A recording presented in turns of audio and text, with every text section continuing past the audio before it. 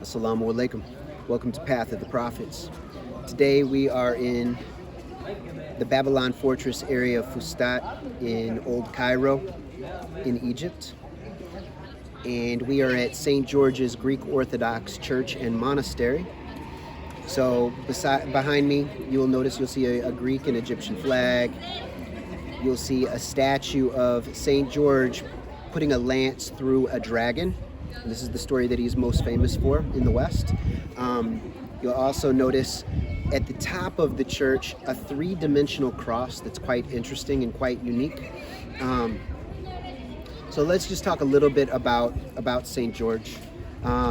So St. George is very famous throughout the Christian world. He's, as far as I remember, the patron saint of a number of countries. Ethiopia, he's very important. The country of Georgia, which is in some traditions is related to his name. And there are a number of other countries where he's very important. I know he's very important in England, maybe in Scotland as well. Correct me if I'm wrong in the comments, and add on to this if you will, inshallah.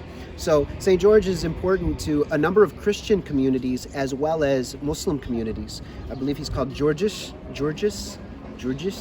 I'm mispronouncing it, so please correct me. But George, my understanding is he was a Greek from Cappadocia, the area that's in Anatolia, famous for the troglodytes, for the people who lived in caves, carved into the volcanic ash. And he was from a Christian background, and he became a Roman centurion. He became a Roman soldier. And this is in the early era of Christianity, in the first few hundred years, maybe the 200s, maybe the 300s. And he's associated with a number of stories about death and resurrection and miracle working. And perhaps we'll discuss that a little bit more in another video, inshallah. But and he's more known in the Eastern world for his early, for the early stories related to dying and resurrecting. And then he would die and resurrect so many times that he had to pray for death to God, to Allah, and then Allah let him pass away, and then his relics have become very, very sacred. He's well known in the West from the story of killing the dragon. This apparently only shows up about 1,000 years ago. But it's a very interesting story about killing the dragon. And how would we interpret this? Is this dragon literally a dragon? Is the dragon perhaps a survival of the dinosaurs, or what we call the dinosaurs?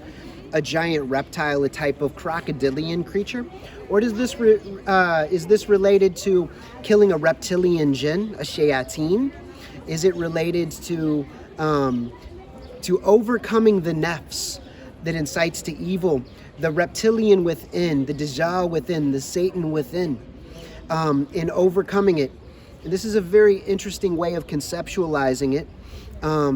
So we don't know the exact answer to this, and this is worth considering. Allahu alam. Allah knows best. But perhaps we will discuss this a little bit more in the near future, inshallah. But here we are at St. George's Church and Monastery at the Babylon fortress in Old Cairo in Egypt, considering St. George so Saint is the same thing as a wali. So he's a friend of Allah, and he had a nearness to Allah, and he had a miracle working ability, and he was known for his devotion. He died because he would not renounce Christianity at a point when the Christians were being heavily persecuted. I believe he was beheaded, which was very common. So he was among the shuhada. He was a shahid. In the early era, because many Christians were executed in very grisly, horrific ways by the Roman government in several hundred years, within the first few hundred years after Isa alayhi salam was engaged in his public mission.